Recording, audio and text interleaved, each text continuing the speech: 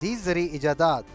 Pneumatic disc seeder machine. Pneumatic disc seeder machine बीज को मुकर्रर गहराई और फासले पर जमीन में डालती है, जिससे मुख्तलिफ फसलों और मिट्टी की हालत के मुताबिक काश्त मुमकिन होती है। माहिरीन के मुताबिक इस मशीन की सबसे बड़ी खूबी इसकी दुरुस्तगी है, जो बेहतर उगाव और ज्यादा पैदावार में मदद देती है। मौसम।